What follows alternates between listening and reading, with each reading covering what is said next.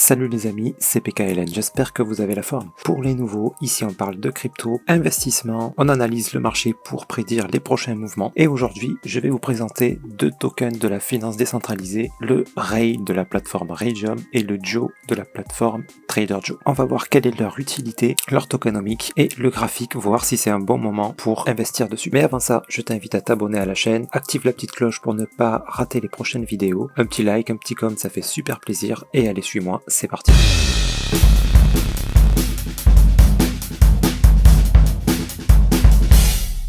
Donc alors, Raydium, la plateforme Raydium, et qui est donc basée sur la blockchain Solana, et le TraderJoe, qui est basé lui sur Avax, donc sur Avalanche. Donc on va comparer un petit peu ces deux plateformes-là, déjà, et leurs tokens aussi, bien sûr, le Ray et le Joe. Et ça vous permettra d'y voir un petit peu plus clair, de voir aussi comment fonctionnent les plateformes, et de faire votre propre avis là-dessus. Donc on va commencer par Raydium, qui est une plateforme que j'utilise depuis longtemps, donc que je connais bien, et ensuite on verra TraderJoe, qui est un peu plus récente. Donc comme la plupart des plateformes en finance décentralisée, voilà, on a ici plusieurs possibilités. Donc chaque plateforme après a ses particularités. On va regarder ça. Donc on a un onglet Trading, donc qui vous ouvre dans une nouvelle page, qui vous permet de trader donc tous les tokens disponibles sur la plateforme. Vous pouvez directement mettre donc des ordres limites, et ça c'est une des particularités, voilà, qu'a Raydium. C'est pas toutes les plateformes qui ont ça. Donc on peut placer des ordres limites pour vendre nos tokens à tel prix ou les acheter à un certain prix. Bref, je vais pas rentrer dans le détail de cette interface là, c'est pas vraiment le sujet, là c'est tout ce qui est plus classique comme interface de trading. Voilà, si vous connaissez, si vous êtes habitué à ça sur Binance ou n'importe quelle autre plateforme, c'est grosso modo la même chose, hein. Placer un ordre, voilà, c'est exactement la même chose. Donc ensuite, vous avez aussi le swap, là aussi, c'est ce qui est commun à peu près toutes les plateformes de la finance décentralisée. Donc il faudra commencer par connecter un de vos wallets. Donc ici en l'occurrence, tous les wallets disponibles sur la blockchain Solana. Et donc le plus connu et celui que je recommande, c'est Phantom. Donc je connecte mon wallet. Après, en cliquant là-dessus, vous avez accès à toutes les transactions que vous avez fait récemment. Ici, vous pouvez donc swapper. Donc pour les débutants, c'est simple. C'est en fonction des tokens que vous avez dans votre wallet, vous pouvez les swapper, donc les transformer. C'est-à-dire si, mettons, vous avez des USDC. Donc moi, j'en ai pas, je laisse jamais d'argent sur mes wallets externes comme ça. Admettons, voilà, j'ai un petit peu de Solana. Vous voulez le swapper dans une autre monnaie, vous pouvez le faire. Mettons, si vous vous intéressez à Star Atlas, voilà, vous voulez swapper en police. Vous rentrez le montant qui est disponible ici, qui est disponible dans votre wallet. Vous pouvez en mettre que la moitié, le maximum, ou vous rentrez directement le chiffre. Ça vous dit à peu près combien vous aurez de police. Pourquoi à peu près? Parce que la valeur change sans arrêt. Donc il va falloir commencer par faire setup. Voilà, c'est une étape qui va faire entre temps, mais là ça va pas vous impacter. En fait, il va créer des Solana Wrapped.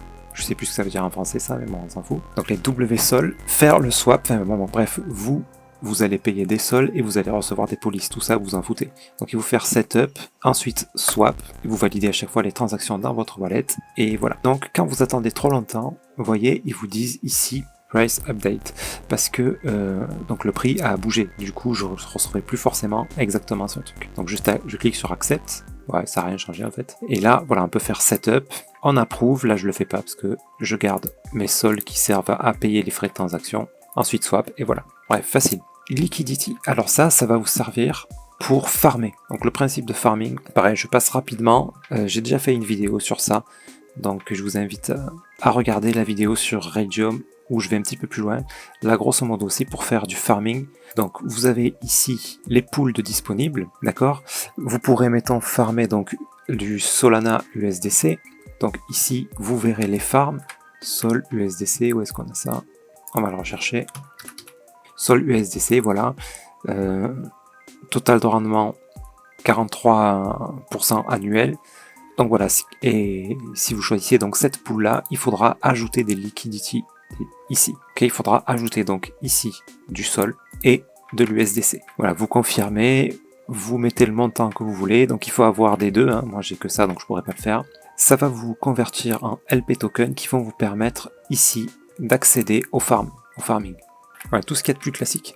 Mais voilà, c'est encore une fois, c'est pas le sujet de la vidéo. Voilà, je vous invite à regarder mon autre vidéo sur Raydium qui vous explique ça et qui vous montre directement les actions à effectuer. Après, vous avez aussi du staking. Donc là, c'est très simple. Il vous suffit de cliquer là. Vous stakez vos Raydium, donc le fameux token de la plateforme. Et ici, vous voyez vos rewards en attente.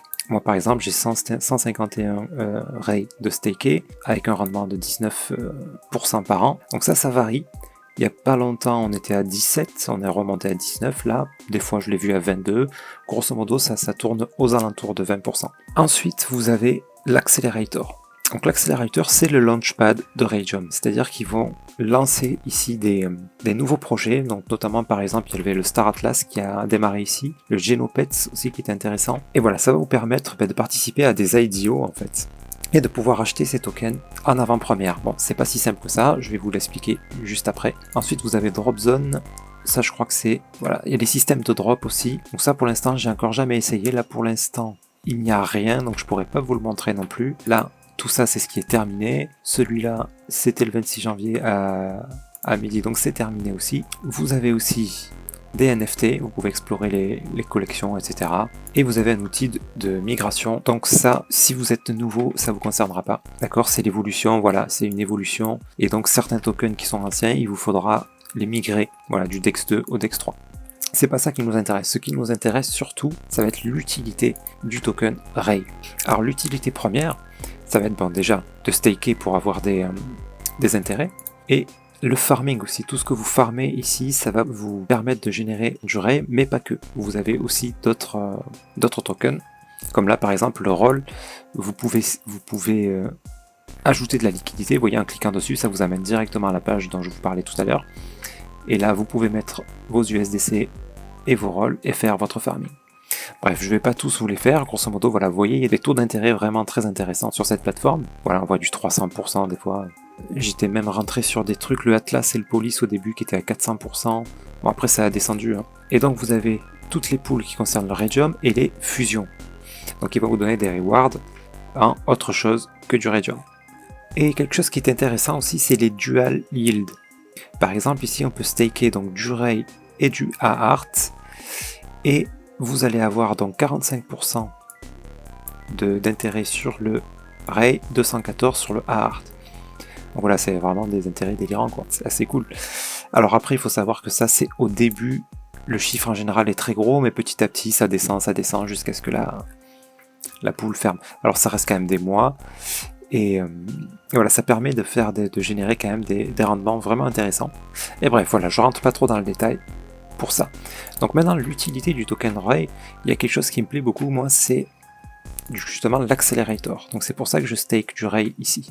L'Accelerator, c'est le launchpad de Raydium, donc qui nous permet de participer à des projets en avant-première en fait. Hein. Ça nous permet d'acheter des tokens qui sont pas encore sortis, donc qui vont sortir.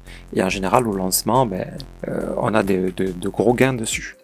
Donc c'est très intéressant. Celui-là, je l'ai tenté, j'ai pas été sélectionné. Voilà, il y a un système de sélection qui fonctionne avec des tickets. Alors comment ça fonctionne? Là, par exemple, bon, c'est terminé, il n'y en a pas une qui est en cours, donc je pourrais pas vous montrer toutes les étapes, mais là, grosso modo, on peut voir ici, en cliquant sur un des projets, comment ça fonctionnait. Voilà, donc là, il y avait une pool qui a été open, qui a ouvert, donc c'était le 24 janvier à midi UTC, donc c'est-à-dire 13h en France. Et ce que vous pouviez faire, en fonction du stacking que vous aviez, c'était rejoindre la loterie, et en fonction du staking que vous avez, ça vous donne un certain nombre de tickets de loterie. Et donc comment ça fonctionne? Je vous expliquerai après combien de tickets de loterie on peut obtenir et de quelle manière. Mais grosso modo, admettons, vous avez un ticket de loterie, vous allez le jour où la pool ouvre, donc là c'était le 24 janvier, vous allez pouvoir déposer le prix d'un ticket de loterie. Donc mettons, pour celui-là c'était 50 USDC par ticket de loterie. Donc vous pouviez, si vous aviez un ticket, déposer 50 $, donc 50 USDC, qui reste dans la pool jusqu'à sa clôture. Et si vous avez été sélectionné le lendemain, donc au lancement du projet, du token en fait, vous allez recevoir non pas 50 USDC, mais les tokens à la place correspondante. Donc à 0,002 USDC, ça devait être 1000 ou 10 000 Fcon, 10 000 je pense. Voilà, vous receviez, mettons, 10 000 Fcon au lieu de recevoir vos 50 USDC. Okay. Et si vous n'aviez pas été sélectionné, vous faisiez claim USDC et vous récupériez vos 50 $. Vous voyez, on n'achète pas un ticket de loterie, si c'est perdu, c'est perdu. Non, non. On rentre dans une pool avec 50 $ Et soit vous obtenez une allocation, dans ce cas-là, on va vous restituer du FCON, soit vous n'avez pas été sélectionné et on vous rend vos 50 USDC. Vous voyez, c'est tout simple. Une fois que vous recevez vos tokens, vous pouvez aller sur Trading, et là, au moment de la sortie, en général c'est le lendemain, vous pouvez les vendre par exemple au prix que vous voulez. Donc en restant raisonnable bien sûr, parce que si vous le mettez, mettons vous avez reçu du FCON que vous avez payé 0,002 $, si vous le vendez à 2 $, personne ne va l'acheter. Hein. Là il s'est vendu quand même jusqu'à 0,009, même 10. Ouais, il a fait un fois 5. Pas mal. Après voilà, même si vous vendiez pas tout de suite, arrivé là, bon vous avez fait quand même un fois 3 et demi là. Donc voilà, c'est très intéressant. Et des fois ça monte beaucoup plus haut. Hein. Il y a des fois 50, des fois 100, des fois qui se font là-dessus. Donc ça vaut vraiment le coup. Ça c'est super intéressant. Maintenant, comment on obtient les tickets de loterie? Donc simplement, c'est ça que j'aime bien sur Raydium, c'est que c'est très très simple. C'est simplement en stakant du Raydium. Il y a un système de durée. Et on peut en obtenir plusieurs bien sûr. Donc vous avez la deadline de 7 jours, c'est-à-dire que il faut avoir staké du Raydium 7 jours avant la date du lancement, sinon vous n'aurez pas de ticket. Donc pendant 7 jours, c'est 100 Raydium qu'il faut avoir. D'accord, 100 Raydium. Il faut qu'il soit staké ici. Il ne faut pas qu'il soit dans les farms, hein, dans les pools. Hein. Il faut qu'il soit staké ici. 100 Raydium pour 7 jours. Donc si vous en stakez et avec un maximum de 5 tickets, c'est-à-dire que vous pouvez staker 500 Raydium, vous aurez 5 tickets. Ok, au bout de 7 jours. Si vous en stakez 600, vous en aurez que 5 quand même. Hein. Ok, donc voilà, le maximum c'est 5 par deadline. Ensuite, vous avez la deadline de 30 jours avant. Donc là, c'est par tranche de 50 Ray stakés. Donc si vous avez 50 Ray stakés, au bout de 30 jours, vous aurez droit à un ticket à toutes les prochaines IDO. Et là, pareil, c'est cumulable jusqu'à 5. Moi, par exemple, j'en ai 150, 151. Ça me fait 3 tickets. Plus, comme j'en ai plus de 100, plus un ticket sur une semaine avant. Je sais pas si vous voyez ce que je veux dire. C'est-à-dire, c'est pas un ticket qui s'additionne à chaque semaine, hein, sinon on se retrouverait avec 10 000 tickets au bout d'un moment. Non, c'est avant la date de sortie du projet. Si vous avez 100 Raydium qui ont été stakés pendant une semaine avant, vous avez un ticket. 50 sur un mois avant, vous avez un deuxième ticket. 100 sur un mois avant, vous avez un troisième ticket. Vous voyez ce que je veux dire? Donc moi, j'en ai 150 stakés tout le temps, ce qui fait qu'à chaque sortie, j'en ai pas mal. J'ai pas mal de tickets. Parce qu'il y a aussi une deadline qui est la même que pour un mois, mais qui est sur 3 mois, 90 jours. Donc quand ça fait plus de 90 jours que vous avez staké 150 Raydium, eh bien vous avez donc 3 tickets pour la deadline de 90 jours, plus 3 tickets pour la deadline de 30 jours, plus un ticket pour la deadline de 7 jours, puisque celle-là, elle fonctionne par tranche de 100. Donc ça fait 7 tickets en tout. Donc ça augmente les chances d'être sélectionné. Et vous pouvez avoir aussi plusieurs tickets sélectionnés, donc ça peut aussi augmenter votre part d'investissement. Parce que là, si vous avez mis 50 USDC, quand vous recevez les tokens, que vous avez fait un x5, ben vous gagnez que 250 balles en gros, enfin 200 balles, et vous récupérez vos 50. Maintenant, si vous faites un x5 sur 3 tickets, c'est déjà plus intéressant. Vous avez pu investir 150 $, et x5, bon, bien sûr, c'est plus intéressant.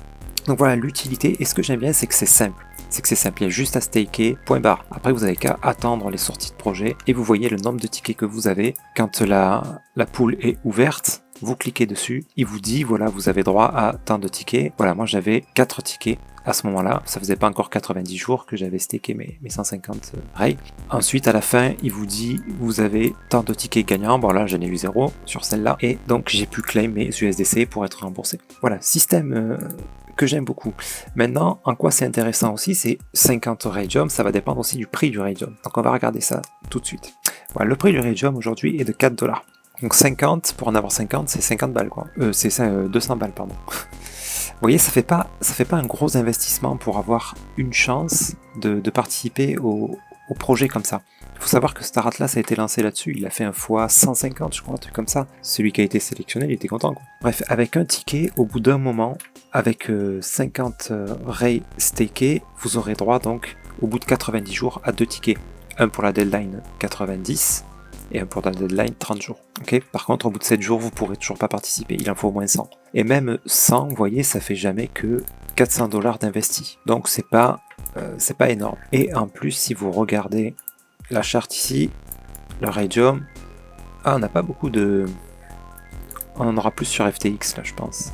Attends, genre, il est pas sur FTX? Bien sûr que si qu'il y est sur FTX. C'est moi qui hallucine ou quoi? Ah, c'est pas USDT, c'est USD. Voilà. Ah oui, on a plus de data là. Alors là, potentiellement, on est sur la même chose que le Bitcoin. Hein. A, B, C. Si on casse pas ce plus bas et que là on a une correction, que ça traîne, tout ça, on peut espérer venir casser ce plus haut. Donc voilà, pour investir, c'est un moment où on est dans les plus bas là. Hein. Donc on est bien, hein, on est bien. Même s'il vient à descendre encore. Voilà. Après, hop, ce que je vois là actuellement, ben, c'est pareil que le Bitcoin. Là. On a eu une impulsion ici, correction. Ouais, ça c'était un bon setup d'achat pour venir casser le plus haut. Voilà. Bref. Dans ce genre de truc là, si votre but c'est de staker pour faire c'est pour du long terme, hein, on est d'accord. Hein. Là le prix du rave, vous vous en foutez. Moi je l'ai acheté à ce prix là, je l'ai acheté ici là, au plus bas. Ah non, un petit peu plus cher, je l'ai payé ici là, vers 3 et quelques. Il a fait ça, j'ai pas vendu, je m'en fous. Là je le garde, moi ça me permet de participer aux ICO. Et de toute façon mon investissement, il suffit que je participe à une ICO ou deux, voilà, mon investissement sera récupéré. Ouais, l'utilité de ce token, je trouve qu'elle est réelle, puisque ben, j'ai pas envie de vendre juste pour faire du profit quoi. Alors, il y en aura toujours qui le feront, mais voilà, tout ça pour dire que ben, c'est un excellent moment pour le faire, parce que même s'il descend encore un peu, bah ouais, vous auriez pu gratter encore un petit peu, mais il peut aussi monter comme ça. Et à 10 $ pour en avoir 50, ben là, on est sur du 500 balles, on est déjà sur un investissement plus grand pour avoir très peu de tickets finalement. Alors que là, avec 400 balles, vous avez 100. Et avec 100 rays, au bout de 90 jours, au bout de 7 jours, vous avez un ticket déjà. Au bout de 30, vous en avez 3. Au bout de 90, vous en avez 6. Donc voilà pour le fonctionnement du Raydium. Maintenant, on va comparer un petit peu avec le Trader Joe. Donc attention, l'adresse c'est traderjoexyz.com. Alors là, je vais pas tout vous refaire, c'est exactement la même chose que Raydium. Hein. Vous avez ici du trade, donc là c'est la même chose que le swap de Raydium. Donc vous pouvez échanger, mettons, voilà, contre toutes les monnaies qui sont disponibles donc sur Avax. Quand on voit pas les chartes là. Bref, voilà, vous pouvez swap, vous rentrez votre montant, etc. Ensuite, vous avez les pools, c'est exactement le même système que sur Raydium, les pools de liquidité qui vont servir à faire du farming. Comment on met nos sous dedans? Ben, on repère la pool qui nous intéresse en fonction des rendements, hein. Là mettons voilà 214%, 100%, AVAX UST 80%. Voilà, vous pouvez cliquer dessus, voir ça c'est quand vous êtes dessus. Alors là vous pourrez pas directement staker ici, hein. Il va falloir d'abord mettre vos liquidités dans la pool, ça se fait ici. Dans le zap, vous sélectionnez vos tokens. Si mettons la pool qui vous intéressait c'était donc le Joe avec ah non, vous pouvez swapper. Ah, il y a quelque chose d'un peu différent là, c'est sympa ça. Vous pouvez directement swapper. Ça, j'avais pas fait gaffe, j'ai pas fait de farming moi sur cette plateforme. Vos Joe ou vos USDT, vos USDC, admettons, vous avez 1000 USDC que vous voulez swapper. Vous choisissez vos USDC et vous choisissez ici la paire que vous voulez. Et apparemment, il vous le met directement dans la pool. Ça, c'est cool. Vous mettez le montant que vous voulez, vous validez et ensuite. Là, c'est pas encore fait, c'est que vous avez vos tokens, donc LP, Liquidity Providing, qui vous permettent d'entrer dans un farm. Mettons, si vous avez choisi le AVAX More, vous cliquez là-dessus, et là, vous pourrez mettre le maximum de vos tokens LP, les staker, voilà, et là, ça va vous récompenser en Joe, le token de la plateforme. Bref, voilà, vous pouvez regarder les pools de dispo, en quoi vous êtes récompensé, etc. Je sais pas s'il y a d'autres trucs, celui-là, je l'ai pas utilisé, je suis pas encore beaucoup, moi, sur AVAX. Donc je connais pas, la plupart des tokens ici je les connais même pas quoi. Donc il y a sans doute des trucs très intéressants. Mais voilà, on peut pas tout suivre malheureusement, il y en a trop.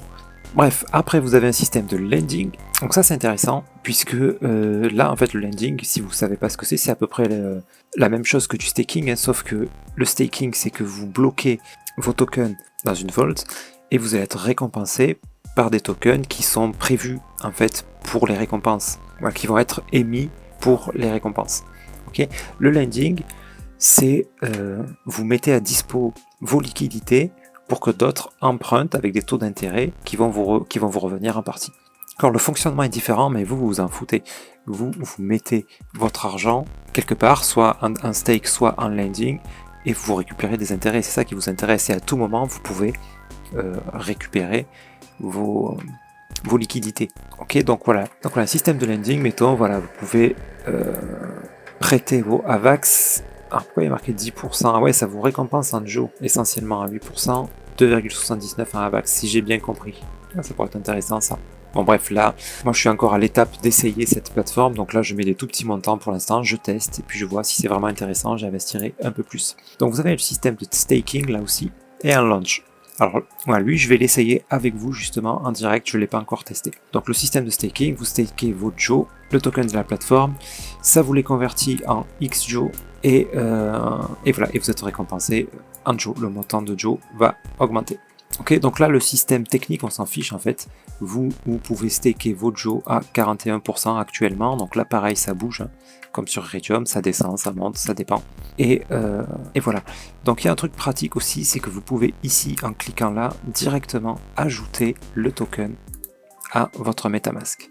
Vous n'avez pas besoin d'importer un token, de rentrer toutes les informations de contrat, etc. Vous cliquez là-dessus, vous validez, et il vous ajoute les XJoe et les Joe. Alors les Joe, ils se font, je crois, ici. Sur la, voilà, au début, voilà, vous faites add Joe to wallet, et il va automatiquement vous ajouter l'adresse du contrat, etc.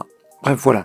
Donc ensuite, quand vous décidez de unstake, ben, vous récupérez non pas vos XJoe, mais ils sont directement convertis en Joe. Donc je ne l'ai pas encore fait. Si je dis une bêtise, n'hésitez pas à me corriger, mais je suis quasiment sûr que c'est ça. Donc voilà, le fonctionnement du launch est pas mal. Je vais vous expliquer un petit peu ça. Ça se fait par staking là aussi. Alors rien à voir avec le staking ici. Celui-là vous permet d'avoir un pourcentage et gagner du Joe. Le launch, lui, vous pouvez staker du Joe qui est dans votre portefeuille, ok, pendant la préparation du projet. Comme il n'y en a pas un qui est en train d'arriver, donc je ne peux pas vous montrer. Mais là, grosso modo, je clique dessus pour que vous voyez un petit peu. Là, vous voyez, vous avez plusieurs étapes. Le pre-start, le deposit, withdraw, launch et claim. Donc pre-start, c'est l'annonce que tel jour à telle heure, on va pouvoir déposer de l'argent sur ce projet-là pour y participer. Ok. Ensuite, il y a le deposit, là où vous pourrez déposer vos AVAX pour acheter des tokens. Ensuite, le withdraw pour retirer, si vous voulez vous retirer du projet. Et à ce moment-là, vous aurez une pénalité. Et ensuite, launch, ben là c'est pour acheter. Hein. Ensuite, claim pour réclamer donc les tokens ici on dans ce cas-là. Donc comment ça fonctionne? Dans le launch, là voilà, vous allez staker des Joe. Donc moi, là pour tester, je n'ai staké 12,8 là. C'est juste pour tester, je compte pas participer à ce projet-là. Et ça va très vite, je l'ai mis que 12, donc c'est rien du tout, hein. On est d'accord, hein. Ça correspond à 20 balles quoi. Et en quelques heures, j'ai déjà eu 0,70 AirJoe, 71 même, j'en ai un pending là. Une fois que vous avez vos AirJoe, vous faites claim et ça va vous permettre ici, dans Deposit, donc quand vous serez à l'étape Deposit, c'est le cas pour ce projet-là, ça vous permettra de pouvoir acheter du on à ce prix-là. Donc là, vous voyez, en quelques heures, j'ai déjà la possibilité d'acheter un jeton en ayant staké que 12 Joe. Donc c'est ridicule, une somme ridicule. Donc pour peu que cette période-là dure une semaine, si vous stakez une centaine de Joe, il y a moyen d'obtenir pas mal de tokens. Donc ce truc est sympa. Par contre, il y a une chose à vérifier. Vu que je ne suis pas encore rentré dans un projet là-dedans, ça je pourrais le savoir que le 14 février, donc au moment entre le 6 et le 14 quoi, au moment où le deposit est terminé. Dans ces étapes-là, ce que je ne sais pas, c'est si la location est garantie. Je pense que oui. Dans ce genre de fonctionnement, j'en ai fait d'autres sur d'autres plateformes. En général, ça garantit une allocation. C'est-à-dire que ce que vous allez mettre là, vous pourrez acheter du on. La seule différence, c'est que le prix, ici, il varie en fonction du nombre de personnes qui va acheter. Mettons, s'il y a 10 millions de on de dispo, si tout le monde met le paquet, là, le prix va monter, hein, parce qu'il n'y en aura pas plus. D'accord?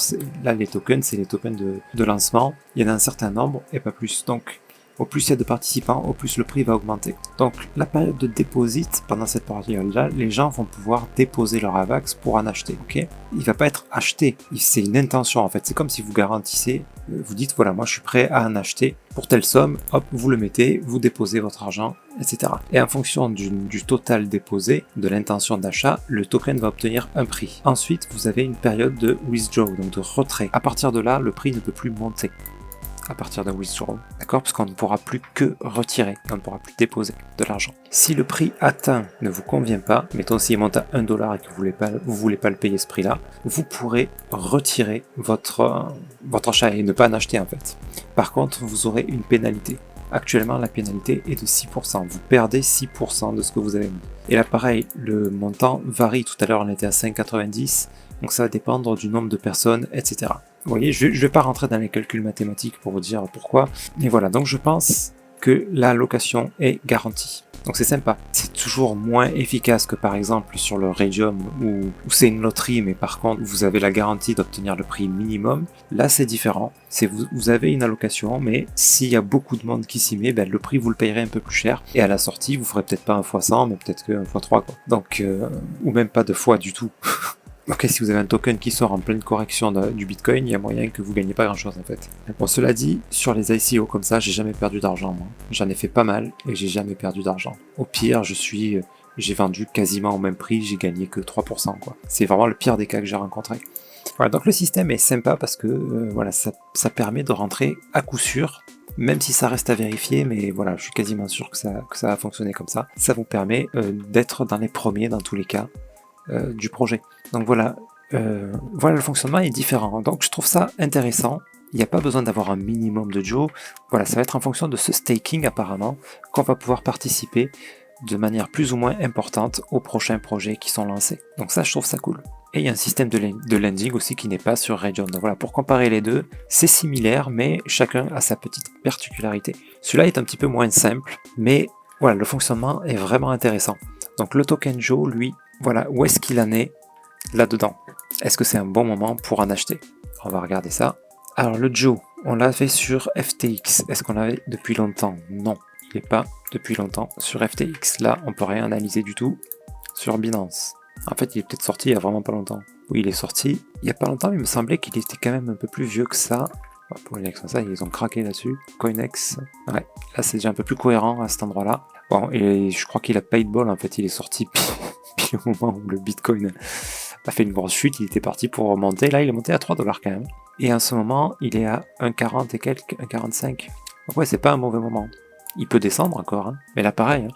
Vous voyez, si vous en achetez 100, ça vous fait 145$. C'est pas un gros investissement pour pouvoir participer à des ICO. Vous pouvez le staker. On est sur un rendement à 40% pour l'instant.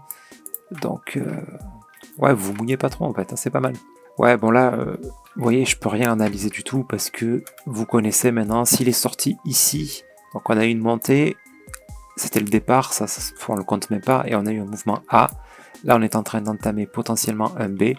Le B, on sait pas ce qu'il va faire, hein. On sait pas ce qu'il va nous donner. À un moment donné, il y aura un C, ça c'est sûr. Donc, il peut très bien nous donner un B qui vienne comme ça, casser les derniers plus hauts, il peut monter là à 4, peut-être plus, hein. Mais disons, admettons qu'il peut monter par là, pour ensuite nous donner un C, pour nous donner un running comme ça. Là, ça va dépendre du Bitcoin.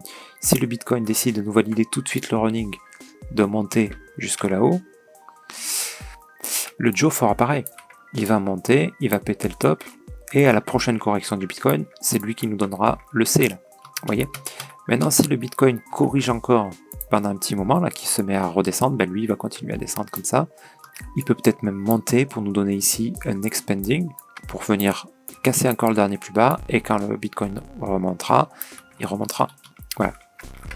Là, il n'y a rien à analyser, quoi. De toute façon, comme je vous disais, ce qu'il faut analyser, c'est le Bitcoin. Si le Bitcoin monte, le Joe montera.